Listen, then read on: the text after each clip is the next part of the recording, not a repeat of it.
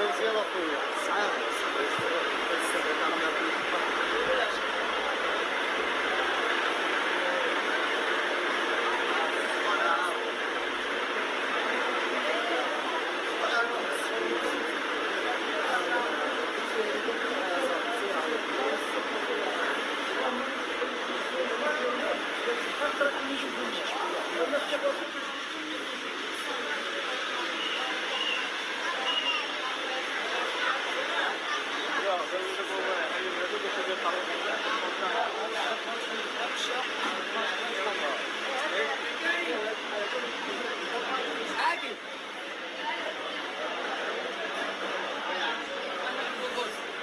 الله يحفظك اخويا دريس، الله يسهل عليك اخويا دريس، لا لا يحفظك اخويا، الله يحفظك.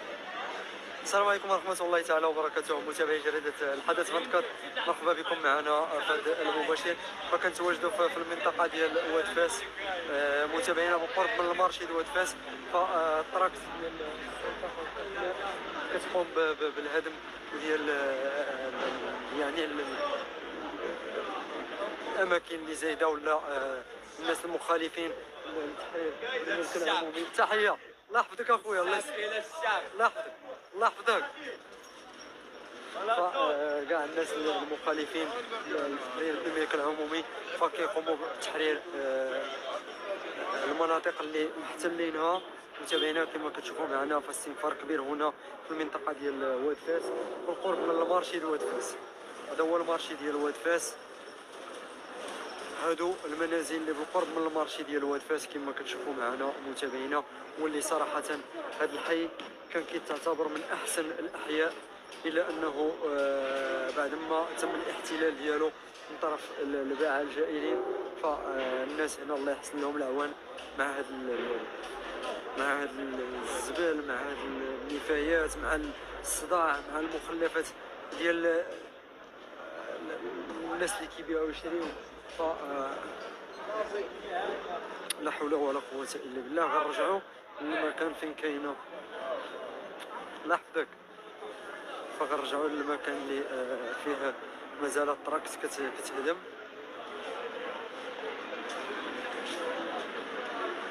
كاع داك الزيادات اللي زايدينها فكيتم الهدم ديالها كما غتشوفوا معنا متابعينا هنا على مستوى المنطقة ديال واد فاس.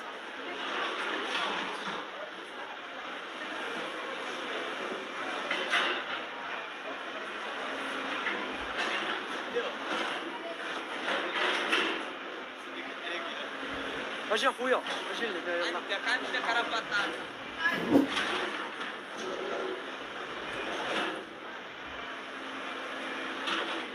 كاع حتى اللي زايدين داك الدروج ولا اللي زايدين بحال هكا كما كتشوفوا الدرجات فكيتم الهدم ديالهم والازاله ديالهم.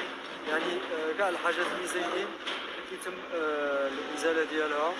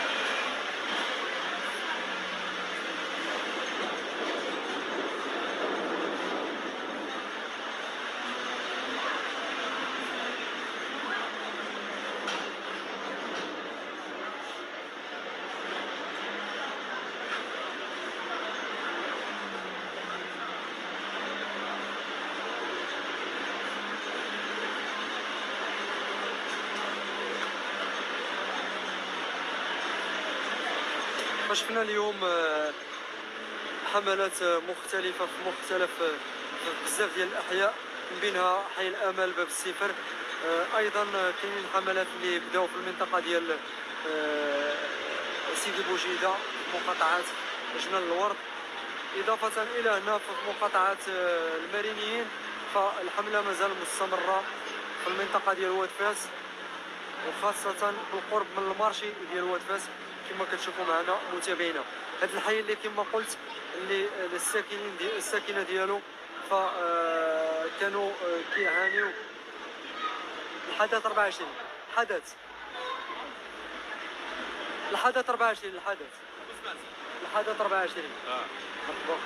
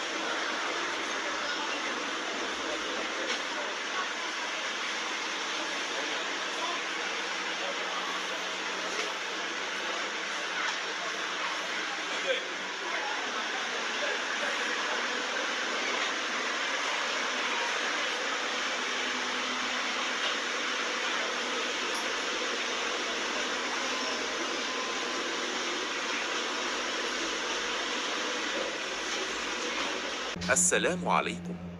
لا تنسوا الاشتراك في القناة والإعجاب بالفيديو ليصلكم كل جديد.